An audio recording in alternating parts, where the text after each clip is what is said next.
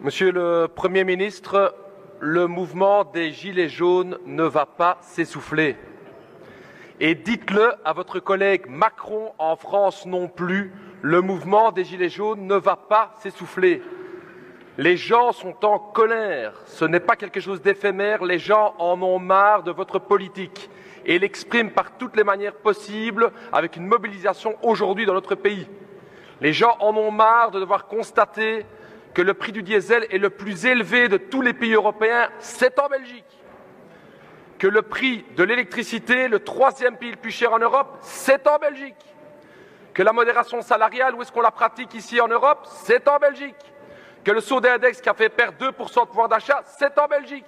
Les gens en ont marre, les gens en ont marre. Et c'est la raison pour laquelle ils se mobilisent. Et ils ont raison de se mobiliser. J'ai eu l'occasion de rencontrer une délégation de ces Gilets jaunes.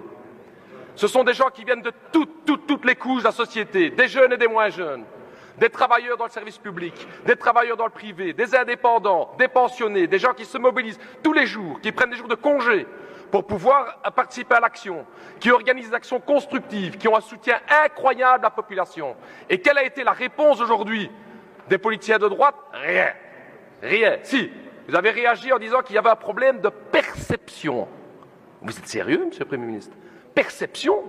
Vous avez expliqué aux gens qu'avec vos 800 millions supplémentaires d'axes sur le diesel, c'est de la perception?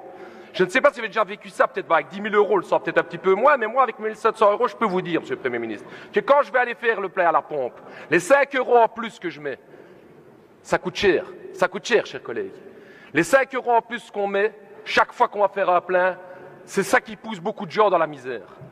Alors ma question est très claire, monsieur le Premier ministre.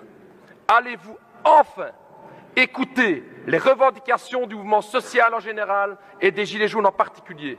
Allez-vous accepter de revoir la TVA sur l'électricité qui est de 21%, c'est-à-dire autant que sur le caviar et le champagne, de le réduire à 6%? Allez-vous accepter de revenir sur ce mécanisme du cliquet qui transforme une fiscalité tout à fait progressive en une fiscalité injuste?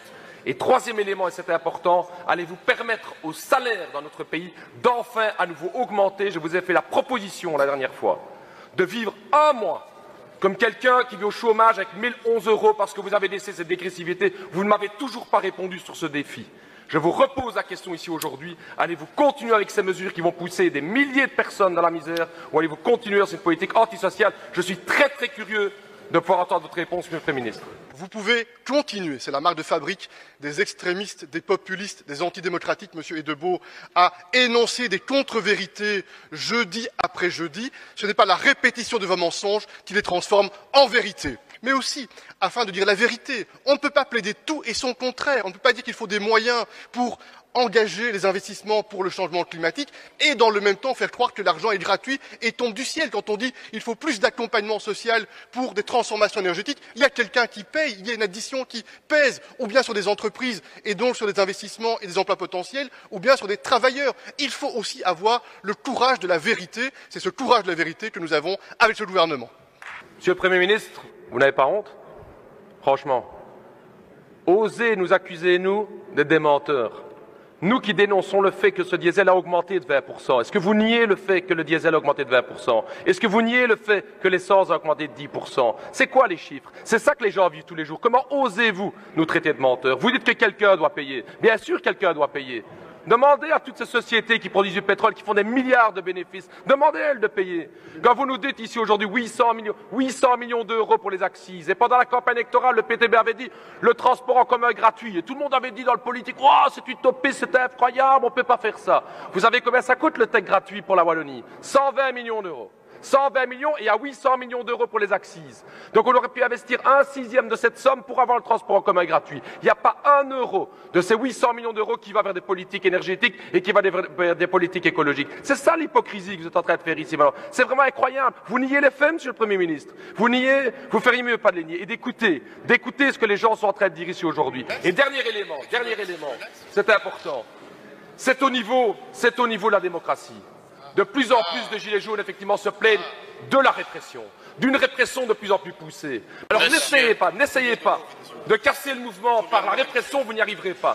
La colère est très profonde. En ook in Vlaanderen gaat je het zien aankomen. Het volk gaat meer en meer echt wel woede komen om tegen tegen uw politiek te zeggen, gaat het geld halen bij de rijken, allez chercher argent chez les riches et plus chez les travailleurs.